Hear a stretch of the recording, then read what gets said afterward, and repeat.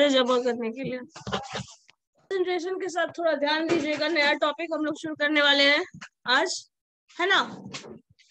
और नए टॉपिक जो शुरू करने वाले हैं उसका नाम है प्रोबेबिलिटी। सो प्रोबेबिलिटी पढ़ने के लिए थोड़ा बेसिक देखते हुए फिर उसी का जो आपका बेस थ्योरम है सिलेबस में वो थोड़ा हायर लेवल प्रोबेबिलिटी है, उससे पहले कुछ बेसिक टर्म्स जानना होगा, बेसिक लॉजिक जो है वो देखेंगे, उसके बाद हमें बेस थ्योरम पे स्विच होना है, ठीक है।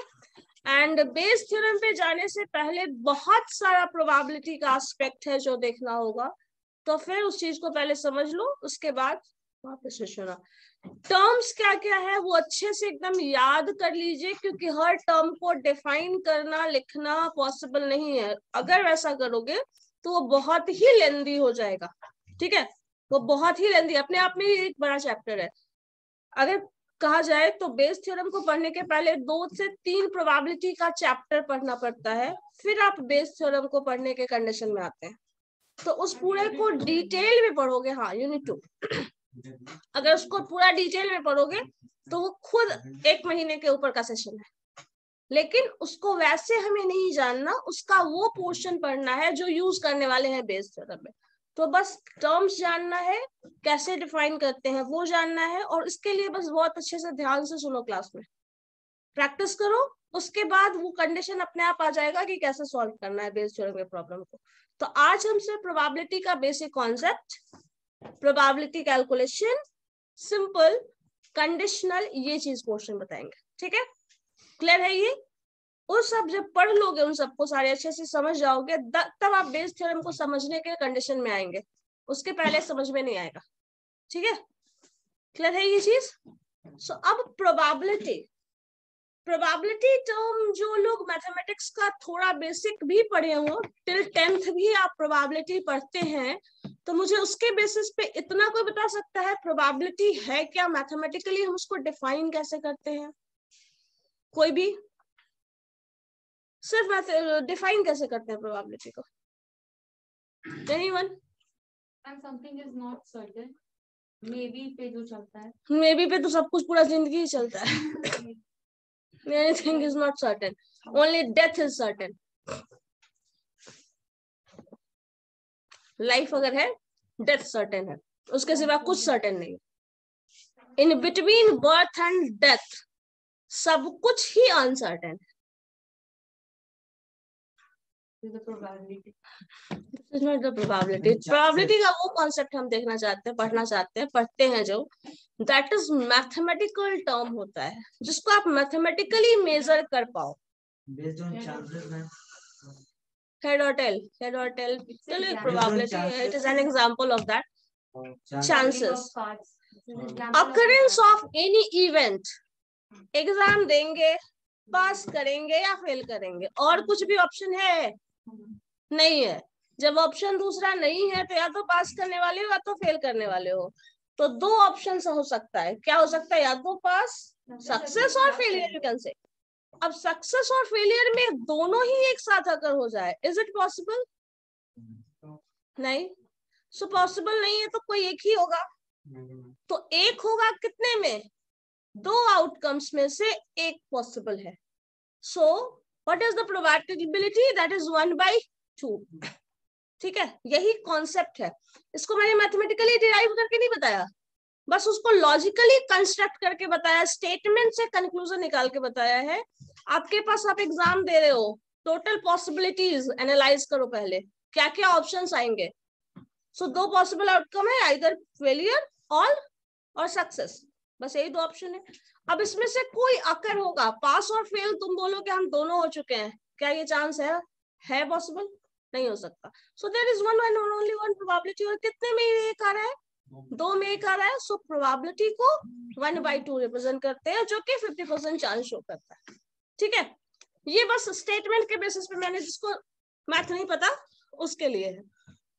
अब इसी चीज को अगर मैथमेटिकली एक्सप्रेस किया जाए तो आपके पास कुछ टर्म्स है। पहले देखो प्रोबेबिलिटी है क्या। Probability is the occurrence, chances of occurrence of any event.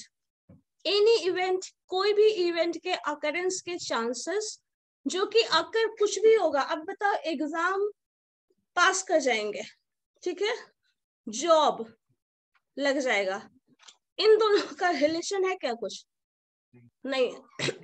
नहीं है। अब यहाँ पे ये जो चीज है ना, जहां रिलेट कर पा रहे हैं, मतलब ये जो आउटकम होना चाहिए, ये जो रिजल्ट अगर होना चाहिए सक्सेस और फेलियर, वो उसी लिस्ट में से आना चाहिए जो कि पॉसिबिलिटी है। जो पॉसिबिलिटी नहीं है उसका रिजल्ट नहीं आना चाहिए। हम एग्जाम पास कर जाएंगे तो हम बहुत अमीर हो जाएंगे, ये लॉजिक हो सकता है? नहीं हो सकता। तो जो आउटकम होगा वो उसी लिस्ट ऑफ आउटकम से आएगा जो कि पहले से प्री डिसाइडेड है। जो प्री डिसाइडेड है, सपोज आप कॉइन टॉस कर रहे हैं, ठीक है, तो 6 आ जाएगा, है ऐसा पॉसिबल? नहीं है। तो इस तरह की चीजें, जैसे मान लीजिए आपने कॉइन टॉस किया, एक मान लीजिए सेट में वापस से चले जाओ, सो क्या आएगा? 1 2 3 4 5 6, ये पॉसिबल आउटकम्स है। अब किसी ने बोल दिया कि जब हम डाइस थ्रो कर रहे हैं तो हेड आ जाए, क्या हो गया? नल सेट हो गया, जो सेट थ्योरी में पढ़े थे, नल सेट हो गया। अब इसी चीज में जब भी प्रोबेबिलिटी निकालेंगे, सपोज किसी ने पूछा प्रोबेबिलिटी ऑफ अकरेंस ऑफ 2, क्या हो जाएगा? प्रोबेबिलिटी ऑफ अकरेंस ऑफ 2 इस पूरे लिस्ट में कितना है? सिर्फ एक है, सो 1। कितनों में एक है? 6। So probability of coming 2 is 1/6। ठीक है, यही चीज होता है प्रोबेबिलिटी का मैथमेटिकल टर्म, और ये सबसे बेसिक मैथमेटिकल टर्म है। ठीक है, सो पहले लिख लो प्रोबेबिलिटी है क्या, फिर आगे बताते हैं।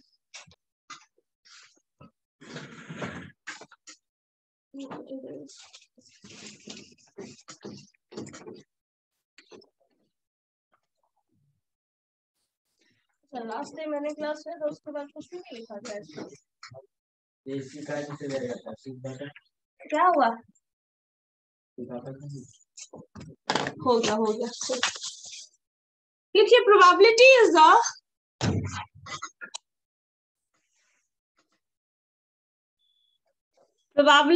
The chance of occurrence of an event, chance of occurrence of an event out of total possible outcomes, out of total possible outcomes। ठीक है, mathematically probability of occurrence of event, ठीक है, ई वर्ड लिख रहे हैं फॉर इवेंट, जो भी अकर हो रहा है उसको हम एज अ इवेंट कंसिडर कर रहे हैं। probability of occurrence of event is equal to number of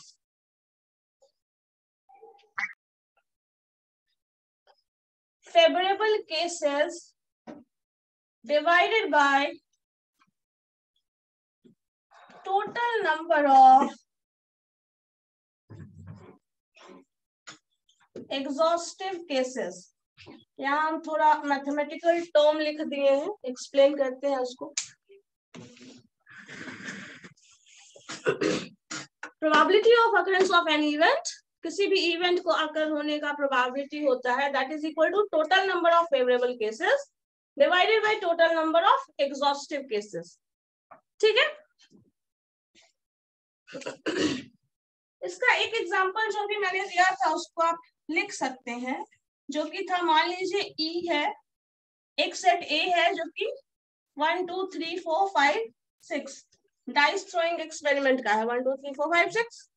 अब probability of occurrence of event हम ले रहे हैं, मान लीजिए probability of coming 2, that is equal to 1/6। 1/6 क्या हुआ? एक ही 2 है इस पूरे सेट में, एक ही 2 है और नहीं है, और कितनों में है? 6 में, इसलिए ये आ गया। अगर इसी क्वेश्चन को मॉडिफाई कर दिया जाए फेवरेबल वर्ड लिखने का मतलब हम समझा रहे हैं, ठीक है। यहाँ पे मान लो ये इवेंट ऐसा ना हो कि कह दिया जाता कि probability of coming even number बताओ। सो अब इसमें इवन नंबर कितने होते हैं? 2, 4 एंड 6। तो वो जो इवेंट होता probability of event that is equal to 3। क्यों? क्योंकि 3 केसेस फेवरेबल है। क्या किसके फेवरेबल है? इवन नंबर के।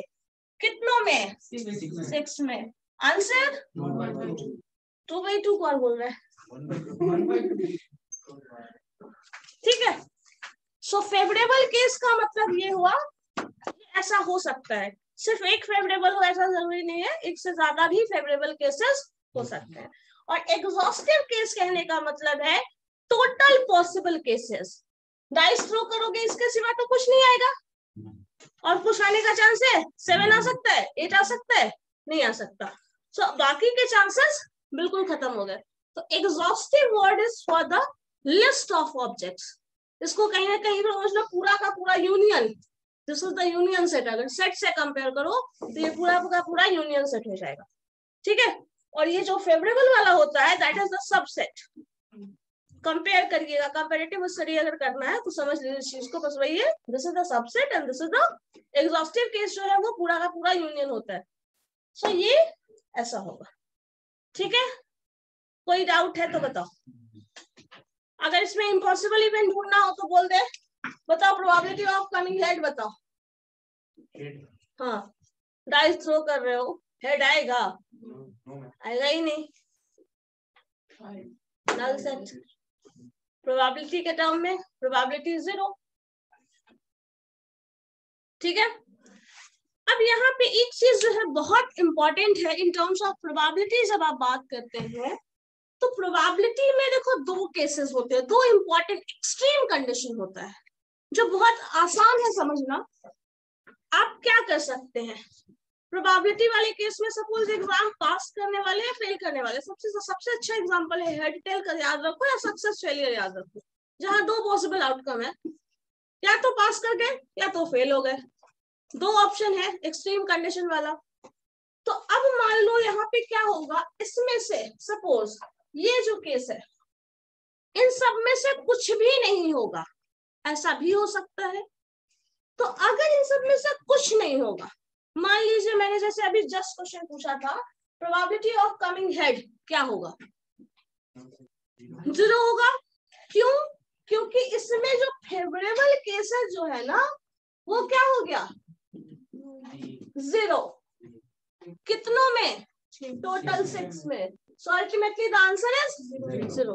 ये रीजन है कि ये वैल्यू 0 आएगा, ठीक है।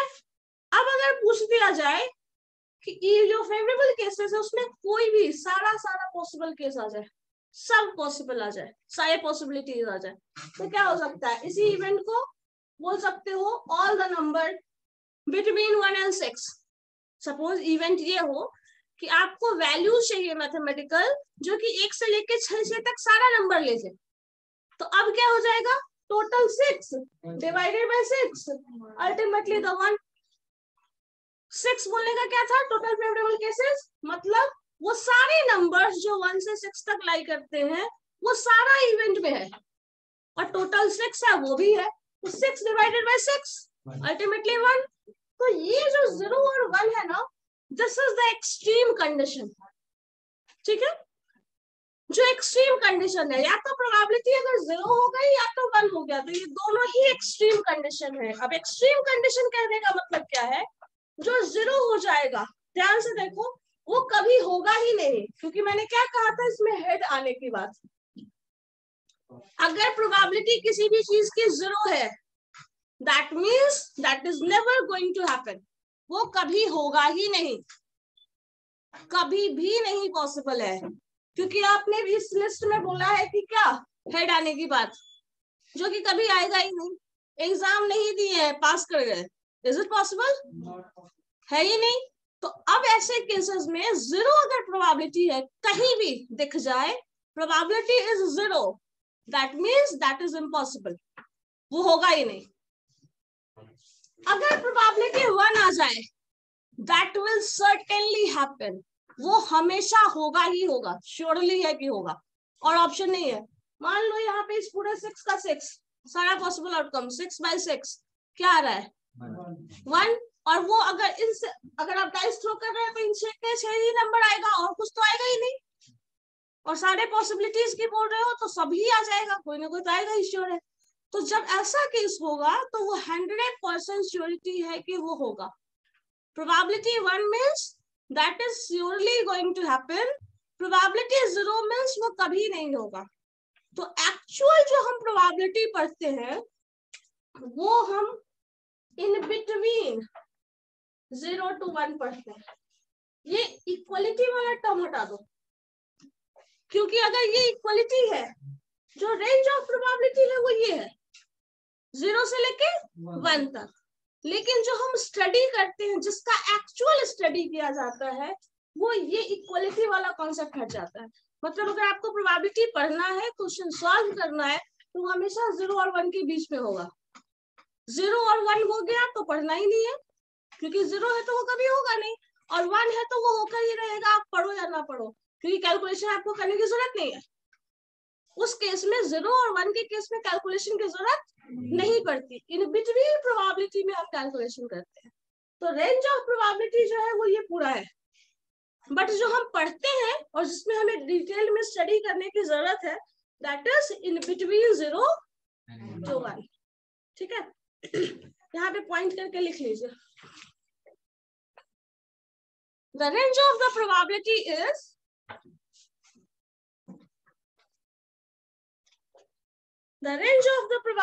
is डाल देना ये, ठीक है, 0 से लेके 1 तक ये वाला, ठीक है।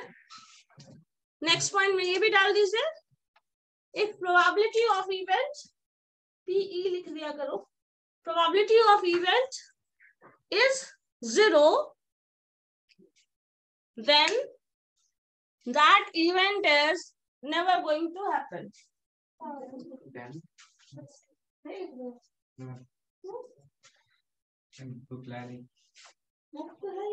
नहीं कॉपी नोटबुक नहीं, नोट छूट गया था ना।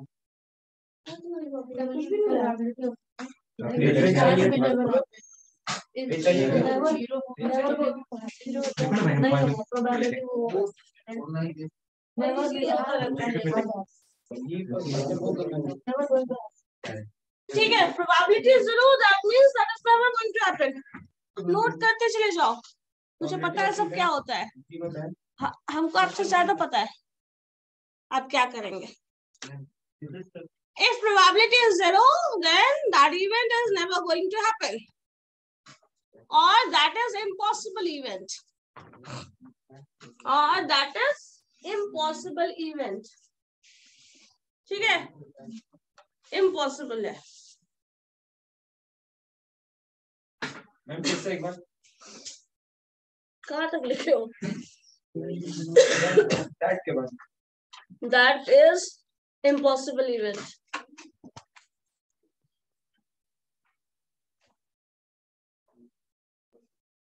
That is impossible event। ठीक है, impossible मतलब वो होगा ही नहीं, और जो होगा ही नहीं उसको क्यों पढ़ोगे? ठीक है, तो वो हमें नहीं पढ़ना होता। Next, if probability of event is equal to 1, that is equal to 0 या फिर equal to 1, so probability of event is equal to 1, then that event will surely happen, will surely happen, and that even will surely happen, or certain event जो कि death का मैंने बताया, surely happen, ठीक है, और that is certain event। तो ये दो चीजें हैं जो डिपेंड करता है। अब देखो इसमें कुछ टर्म्स है, ये मैथमेटिकल टर्म्स है, कुछ surely happen और certain event। चलो ठीक है, इसमें कुछ ऐसा जो नहीं समझ में आया बताओ।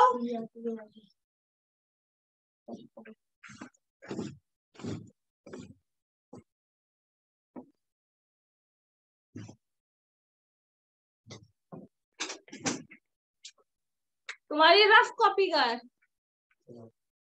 हाँ, तुमसे बात कर रहे हैं, किसी को देख रहे? हाँ, रफ कॉपी मेरी का तो फिर आई क्यों है? तो तुम्हारे पीछे बात कर रहे, तुम्हारा रफ कॉपी भी नहीं है? कुछ नहीं है। तो फिर यहाँ पे असाइनमेंट देने आते हैं। अच्छा, सर असाइनमेंट देने आते। चलो अच्छा बात है। क्या बोल रहे थे हम? हाँ, इसमें कोई डाउट था किसी को? किसी भी पॉइंट पे? श्योर। चलो अब देखो, जो भी टर्म है, कुछ टर्म्स है जो डिफाइन करना होता है, जो इसी के बेसिस पे सारा कुछ एक्सप्लेनेशन दिया जाता है। किसी भी एक्सपेरिमेंट को, कुछ भी इवेंट, जो मैंने अभी जस्ट कहा, वो इवेंट क्या है? जो होगा वो इवेंट है। किसी भी इवेंट को आकर करने के लिए जैसे हम लोग क्या करते हैं, कभी भी प्रोबेबिलिटी वर्ड क्यों पढ़ा जाता है, कोई बता सकता है? Why we are going to study probability? Chances, आने की संभावना, अरे तो चांसेस आने की संभावना मतलब क्या? उसको पढ़ने का क्या जरूरत है, ये ना बताइए। सवाल तो ये था ना। मैं अनुमान लगाया जा सकता है कि ये हो सकता है। हाँ, ये हो सकता है। जब अनुमान आप लगा रहे हैं तो क्यों अनुमान लगा रहे हैं? क्यों लगा रहे हैं? What is the reason for that? हाँ, सर्टेन गोल के लिए, ठीक है। तो अंदाजा ही क्यों लगाना, काम ही करके देख लो। एग्जाम देंगे, teacher decide ma'am probability planning के साथ साथ चलता है, ताकि एक अंदाजा लग जाता है कि यहाँ तक फ्यूचर में क्या इस्तेमाल होगा। फ्यूचर में क्या होगा तुम कितना भी पता लगा लो, नहीं पता चलेगा। वो फ्यूचर में जाने के बाद चलेगा। बताइए, कितना भी फ्यूचर का आप अनुमान लगा लें, आपको पता चलेगा क्या होगा? एग्जाम देंगे, फेल होंगे या पास होंगे वो पता चलेगा ना। कैसे पता चलेगा? अब जैसे हम फेल करने वाले हैं, हमको पता है।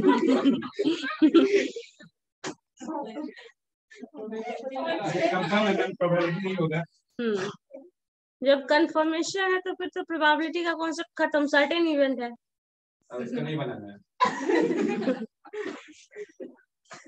देखो, कुछ चीजें जो स्मॉल लेवल पे है वो हम जानते हैं, बता सकते हैं, या हो सकता है कि ऐसा कुछ होगा। लेकिन उससे पहले होता क्या है, कुछ एक्सपेरिमेंट कंडक्ट करके ये अनुमान लगाया जाता है। एक्सपेरिमेंट दैट मीन्स आपको जो इम्प्लीमेंटेशन ऑफ प्लान करना है वो आप करेंगे, तब करेंगे। लेकिन उससे पहले एक रफ वर्क कर रहे हैं जिसके बेसिस पे आप बता रहे हैं क्या है। जैसे मान लो कॉइन टॉस करोगे, कब होगा? वो फ्यूचर में इवेंट होगा और आप उसको अभी बताने की कोशिश कर रहे हैं।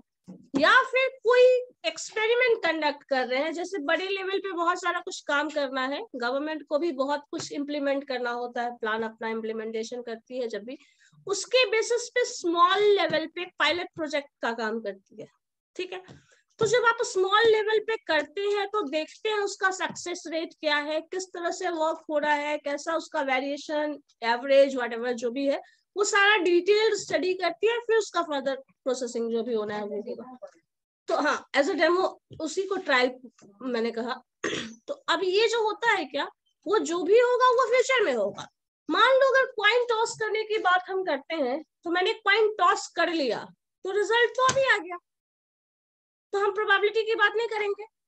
यहाँ पे क्या होता है, जो वर्क है, जब आप अभी तक जो पढ़ रहे थे इस चीज को यहाँ से कंपेयर करो, सबसे बेस्ट जो कॉन्सेप्ट है वो दिमाग में आएगा।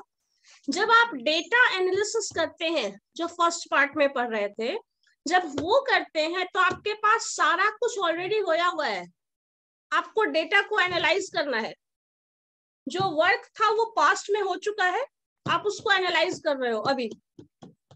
ठीक है, ये पूरा का पूरा measure of central tendency, measure of variation, skewness, कुर्टोसिस, जो सब भी था वो काम पास्ट में हुआ है, आप एनालाइज अभी कर रहे हो। और जो प्रोबेबिलिटी वाला कॉन्सेप्ट है उसमें क्या होता है, काम फ्यूचर में होगा और एनालाइज अभी कर रहे हो। जब क्वाइन टॉस करने की बात की जाएगी तो क्वाइन टॉस जब होगा तब रिजल्ट भी पता हो जाएगा। हम क्वाइन टॉस करेंगे तो या तो हेड आएगा या तो टेल आएगा। सपोज अभी हम क्वाइन टॉस करके देख ले क्या होगा, या तो हेड या तो टेल आ ही जाएगा, फिर प्रोबेबिलिटी की बात खत्म कर दो, क्या है या नहीं। तो यहाँ पे क्या होता है, प्रोबेबिलिटी वाले टर्म में और डेटा के फॉर्म में यही डिफरेंस है। प्रोबेबिलिटी में अकरेंस जो होगा, इवेंट जो होगा वो फ्यूचर में होगा और एनालिसिस अभी कर रहे हो। डेटा में क्या कर रहे हो, एनालिसिस अभी कर रहे हो और जो अकर पास्ट में हो चुका है। ठीक है, तो प्रोबेबिलिटी में क्या करना होता है, जो चीज पहले कुछ नहीं पता उसके बारे में, बस आप पहले अंदाजा लगा रहे हैं, होने वाला कब है, फ्यूचर में। तो अब जो फ्यूचर में होने वाला है, फ्यूचर में जब हो जाएगा तो रिजल्ट तो पता ही चल जाएगा, लेकिन अभी आप बस अंदाजा लगा रहे हैं, कहीं ना कहीं पॉसिबिलिटी चेक कर रहे हैं विथ मैथमेटिकल ऑथेंटिकेशन। ठीक है, तो अब यहाँ पे टर्म क्या आया है, जो भी आप करेंगे फ्यूचर में, क्वाइन टॉस करेंगे तो क्वाइन टॉसिंग एक्सपेरिमेंट करेंगे फ्यूचर में, अभी एनालाइज कर रहे हैं। तो इस तरह के जो भी एक्सपेरिमेंट्स होते हैं उसको रैंडम एक्सपेरिमेंट बोला जाता है। कुछ भी, क्वाइन टॉसिंग एक रैंडम एक्सपेरिमेंट है, डाइस थ्रोइंग रैंडम एक्सपेरिमेंट है, एग्जाम देना रैंडम एक्सपेरिमेंट है, कुछ भी सक्सेस रेट, प्रॉफिट, ये सब जो भी देख रहे हैं वो कुछ भी करना एक रैंडम एक्सपेरिमेंट है। अब उस रैंडम एक्सपेरिमेंट का कुछ ना कुछ रिजल्ट होगा या नहीं, जो रिजल्ट होगा उसके बेसिस पे हमारा जो भी रिजल्ट एनालाइज करके रखे उसके बेसिस पे जो करना होगा डिसीजन वो करोगे। तो अब इस चीज को जो आप एक्सपेरिमेंट कंडक्ट कर रहे हैं पहले एग्जाम के, एनालाइज कर रहे हो पूरा scenario, that is an experiment and that is random experiment, जो कि होने वाला है बाद में। क्योंकि हर बार करोगे तो रिजल्ट हर बार डिफरेंट आएगा, हर बार एग्जाम दोगे तो हर बार रिजल्ट सेम आएगा क्या, हर बार डाइस थ्रो करोगे रिजल्ट सेम आएगा, हर बार कॉइन टॉस करोगे रिजल्ट सेम आएगा, हर बार डिफरेंट आएगा। ठीक है, तो उसके बेसिस पे भी एग्जैक्ट 100% सर्टेन कुछ नहीं बताया जा सकता, लेकिन एक अंदाजा लगाया जा सकता है। तो उसी एक्सपेरिमेंट को हम रैंडम एक्सपेरिमेंट बोलते हैं, उसके रिजल्ट को इवेंट बोलते हैं। ठीक है, टोटल पॉसिबल आउटकम को एग्जॉस्टिव केसेस बोलते हैं। ठीक है, जो आप ट्रायल कर रहे हैं, कॉइन टॉसिंग का ट्रायल कर रहे हैं फर्स्ट, वो अब जब जैसे ही फ्लिप द कॉइन वाला केस आ रहा है वैसे ही आप ट्रायल कर रहे हैं, उसका जो रिजल्ट है दैट इज आउटकम। ठीक है, अब यहाँ पे कुछ ये टर्म्स हो गया जो कि यूज कर रहे हैं, random experiment, trial, outcome, event. अब इसी के बाद इवेंट अगर मान लो है रिजल्ट और आउटकम जो भी है रिजल्ट वो इवेंट है। दो अलग अलग लोग एग्जाम दे रहे हैं, एक पास करेंगे तो दूसरा भी पास करेगा, ऐसा केस होता है, चीटिंग करोगे तो हो सकता है प्रोबेबिलिटी है, लेकिन हम दोनों रिजल्ट, दोनों स्टूडेंट को एज अ इंडिपेंडेंट केस मानेंगे। तो अगर एक पास करेगा उससे दूसरे को कोई फर्क नहीं पड़ता। ठीक है, दोनों अलग अलग इवेंट है, आप पास कर रहे हैं वो आपका एग्जाम है, तो आप उसको पास किए फेल किए जो भी किए उसका रिजल्ट आपको अफेक्ट करने वाला है, दूसरे पर्सन को अफेक्ट नहीं करने वाला। तो यहाँ पे दो ऐसा इवेंट, दो अलग अलग कॉइन टॉस करो एक साथ, एक में हेड आए एक में टेल आए, दोनों में ही टेल आए दोनों में ही हेड आए, तो कहीं भी एक का रिजल्ट दूसरे को अफेक्ट नहीं करेगा। तो ऐसे इवेंट्स को इंडिपेंडेंट बोला जाता है।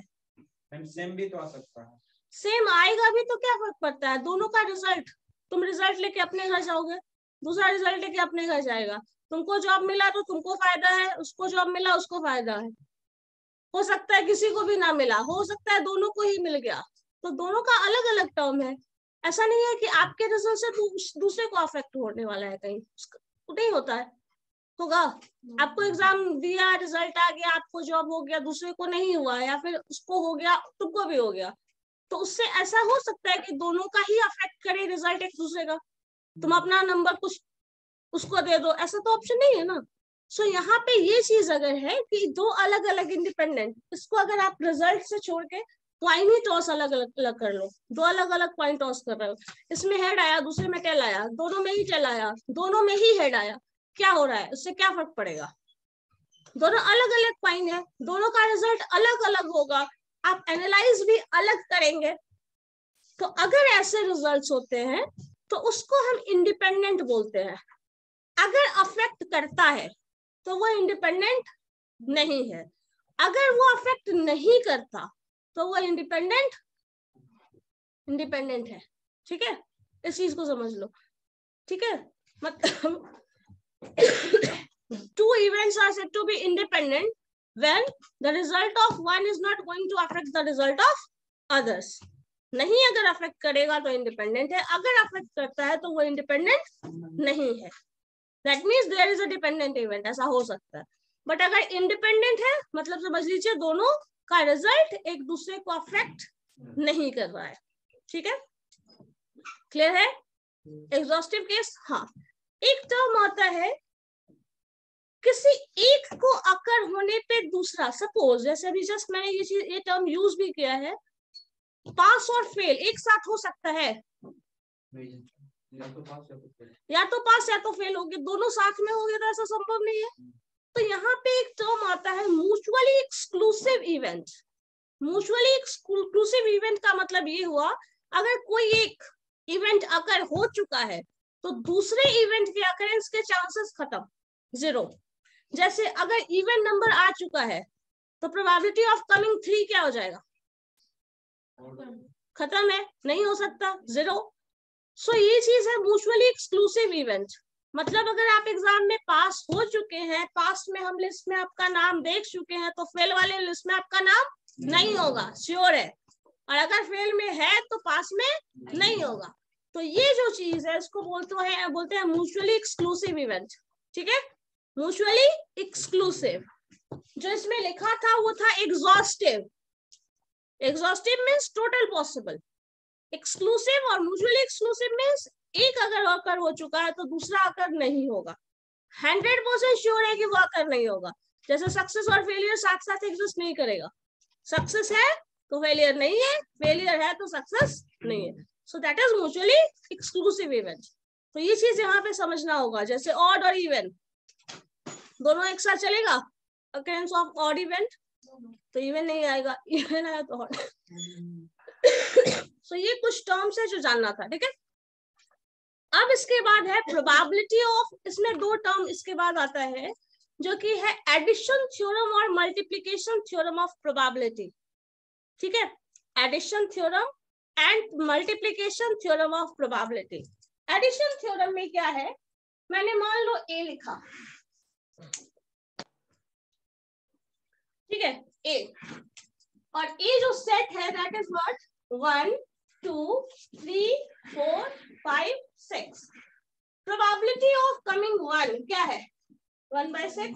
Probability of coming 2, probability of coming 3 1/6। कौन 3/6 करा रहा है? 3 एक ही है ना, 1/6 होगा। Probability of 4 1/6। Probability of coming 5 1/6। Probability of coming 6 1/6। सबको जोड़ दो,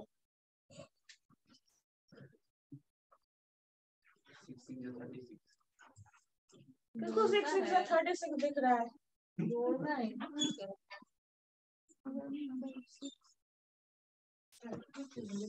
ये हमेशा 1 आएगा, सम ऑफ प्रोबेबिलिटी 1 आ जाएगी। फर्स्ट प्रोबेबिलिटी 1/6 थी, सेकंड भी 1/6, सबको जोड़ो, ऊपर क्या आ जाएगा 6/6 that is 1। So sum of probability, कितनी भी प्रोबेबिलिटी है, कितना भी टर्म है, सबको जब आप जोड़िएगा तो 1 आएगा। और अगर जोड़ के 1 नहीं आ रहा है तो कुछ इवेंट है जो मिसिंग है। ठीक है, कुछ इवेंट है जो मिसिंग है, क्योंकि जब भी सारे प्रोबेबिलिटी को आप ऐड करेंगे then the sum should be 1 only, 1 and 1 only. एक से ज्यादा भी नहीं होगा, क्योंकि मैंने लिमिट में बताया था एक से ज्यादा नहीं जाती प्रोबेबिलिटी। एक से कम भी नहीं होगी, क्योंकि टोटल प्रोबेबिलिटी आपने जोड़ दिया है, तो जब टोटल प्रोबेबिलिटी जोड़ दोगे तो 1 आ जाएगा।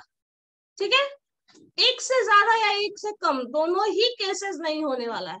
सम of all the probability is equal to 1 always, हमेशा यही आएगा। ठीक है, तो एडिशन थ्योरम इसी को बोलते हैं sum of probabilities of all the events, जो कि आई क्या है 1 से लेके कहां तक गया है इसमें 6 तक, तो ये 1 आएगा। ये एडिशन थ्योरम है। ठीक है, अब इसी में अगर मान लो probability of A plus B बोल दिया जाए, ठीक है, probability of A plus B, या फिर सेट थ्योरी में याद होगा हम लोगों ने पढ़ा था, सेट थ्योरी में एन भी पढ़ा था, याद है? कुछ सब उड़ा हुआ है, याद है? तो उसी को जब प्रोबेबिलिटी कन्वर्ट करते हैं तो उससे भी रिलेटेड टर्म्स आता है। पहले इतना देख लो, लिख लो इस चीज को एग्जांपल में। सम ऑफ प्रोबेबिलिटी 1 होगा, बहुत लोग ऐसे भी, कितने लोग हैं जिनका हमारे से कोई नाता नहीं है, और आप फोन भी बात करेंगे। क्या है तुम्हारा? बहुत नहीं होगा लॉजिक तुम्हारा, हिस्ट्री, होम साइंस और वैरायटीज में भी यहाँ पे सब है। ठीक है, इसीलिए मैंने बता दिया। सम कर लो, सम ऑफ प्रोबेबिलिटी 1 हो जाएगा। उसको इसमें इस सेक्शन में तो नहीं है, इस सेक्शन में तो है, इस प्रॉब्लम है। तो मैनेजमेंट का पेपर इतना अच्छा है, सोचे रहती है। इस सेक्शन में तो कोई प्रॉब्लम नहीं होगी। डेटा वाला था वो नहीं पढ़ा हुआ था, वो मुझे पता है, वो उसमें नहीं पढ़ता।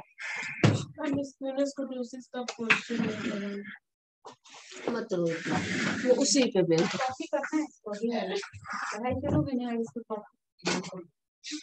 ठीक है, सो सम ऑफ प्रोबेबिलिटी ये होगा।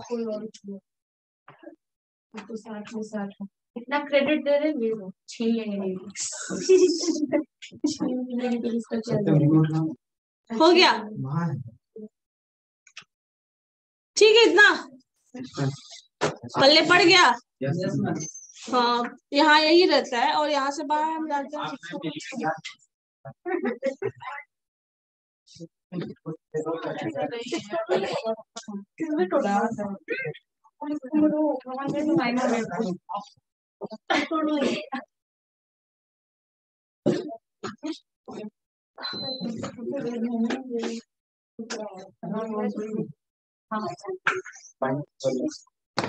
चलो इधर देखो, ए यूनियन बी पढ़ा था।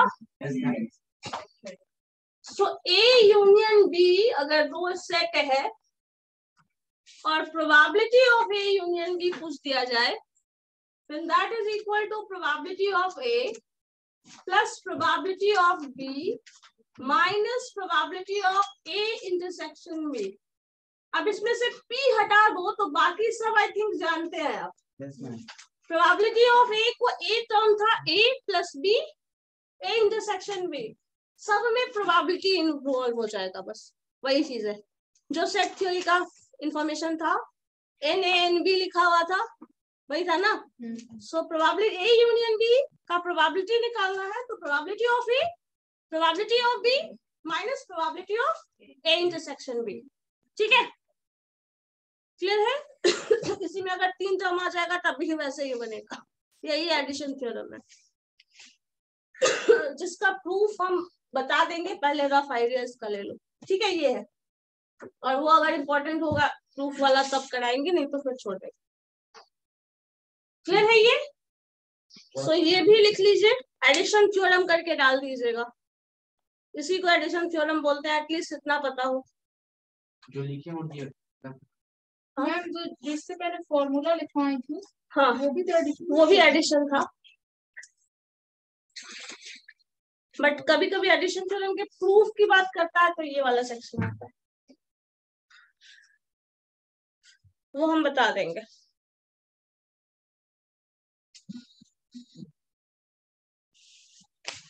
अब इसमें देखो क्वेश्चन कैसा होता है।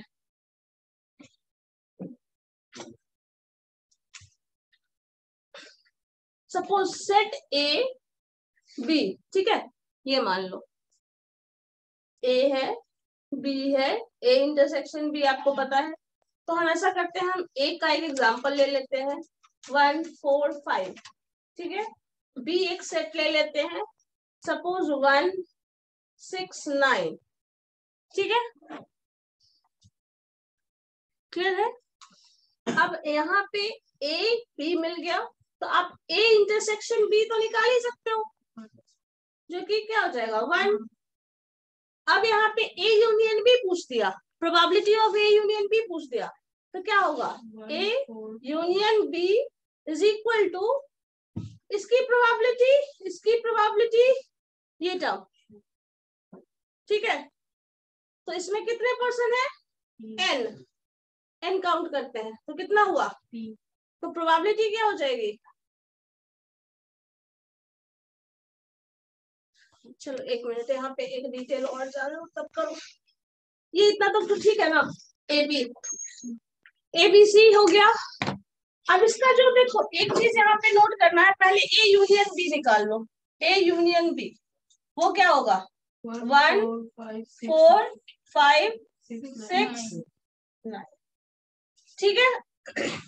जब probability of A union B निकाला जाता है, then that is equal to a number of person 3/5।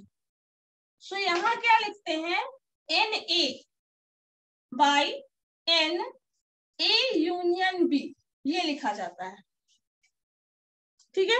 NA by AN A union B plus NB divided by A union B minus N A intersection B divided by A union B।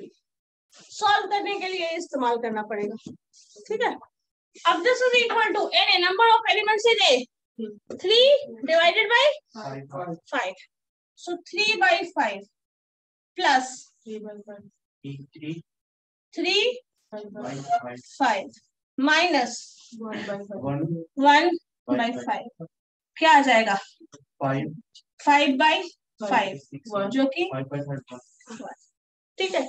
तो कभी भी एक चीज ये भी याद रखना, ए union B होगा तो ये वही वाला टर्म है, टोटल सम प्रोबेबिलिटी 1। अब किसी एक का मिसिंग होता तो इसके हेल्प से निकाल सकते थे, क्योंकि टोटल आपको 1 पता है, तो ये भी निकाला जा सकता है।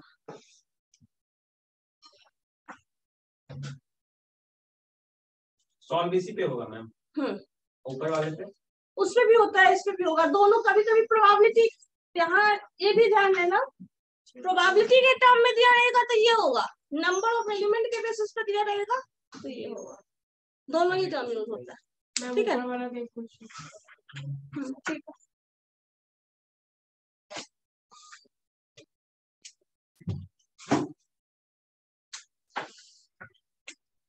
इस पे अब देख लो एक क्वेश्चन, ठीक है। पहले इसको लिख लो, अब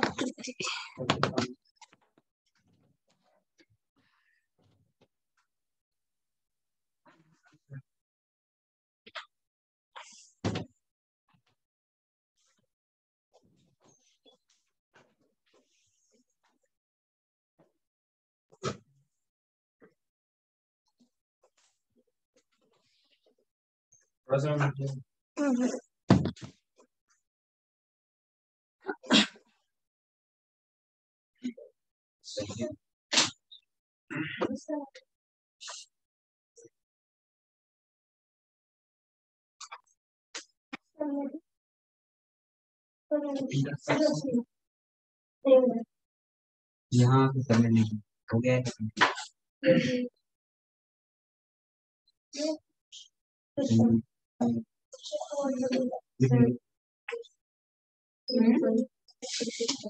क्या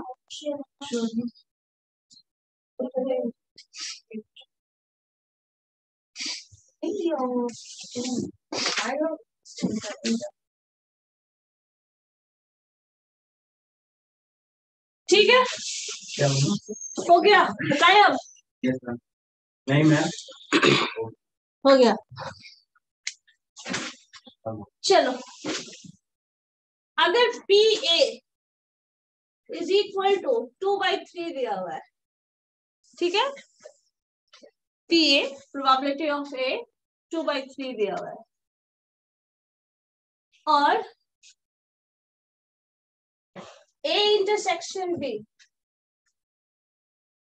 इज इक्वल टू 1/4 दिया हुआ है, तो probability of A union B बताओ। बनाना है ना। सॉरी, ए यूनियन बी नहीं, P B, probability of B बन जाएगा, चेक करो जरा। Probability of A 2/3, A intersection B 1/4, probability of B निकालना है। ए यूनियन बी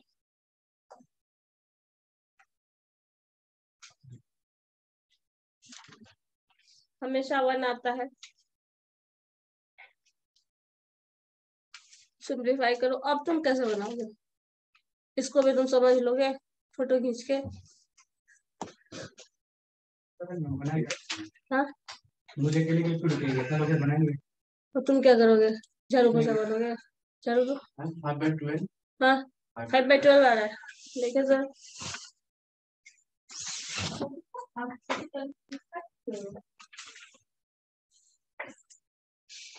2/3 माइनस 1/4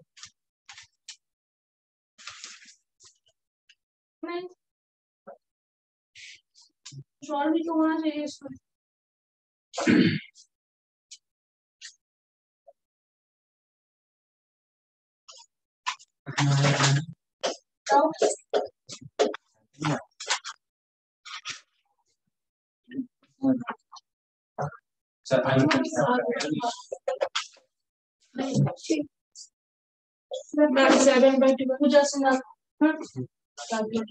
सात बटे 12 आ गया।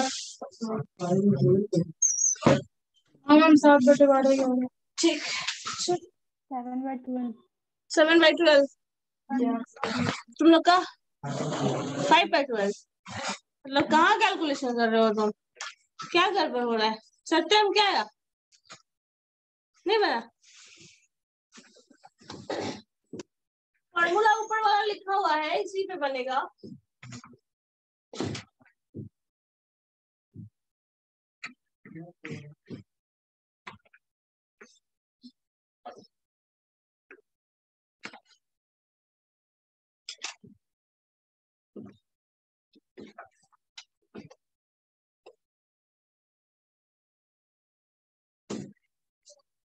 सारे वैल्यूज को रखो इस पे। अब इसमें क्या दिक्कत है? यूनियन भी कुछ नहीं दिया हो और कभी दिया भी नहीं रहेगा, हमेशा 1। इसको बस प्रूफ करना होता है। पी ए दिया है 2/3, पी बी निकालना ही है, माइनस 1/4 गिवन है। सारे टर्म्स को इधर ले आइए, पी बी उधर छोड़ दीजिए। Probability of B is equal to क्या जाएगा? 1 माइनस 2/3 प्लस 1/4। सिंप्लीफाई कर लो, जो आएगा वो आंसर। बेस 12 भी आएगा, मतलब सॉरी एलसीएम। सो 12 माइनस 4 ना, 4 2 8 माइनस 3। तो अब क्या हो जाएगा? प्लस। अच्छा हाँ, प्लस है, ठीक है। 7/12 ठीक है, ये हो जाएगा। तो प्रोबेबिलिटी के टर्म में दिया है तो इससे डायरेक्टली बना लो। नंबर ऑफ टर्म दिया है तो दूसरे वाले अल्टरनेट से बनाओगे, ठीक है? क्लियर है? सो ये सब क्वेश्चंस टर्म्स याद रखो, और नेक्स्ट क्लास में फिर हम थोड़ा बहुत इसका बताएंगे, कंडीशनल बताएंगे, देन बेस थ्योरम बताएंगे। तो मेरे पास तो ये बोलिएगा मैम, तब पढ़ेगा। आइमा वाला भेजेगा तुम ना, आइमा की तरफ से आएगा ना। आप बोलिए बहुत प्रोबेबिलिटी करना, फिर नेक्स्ट क्लास में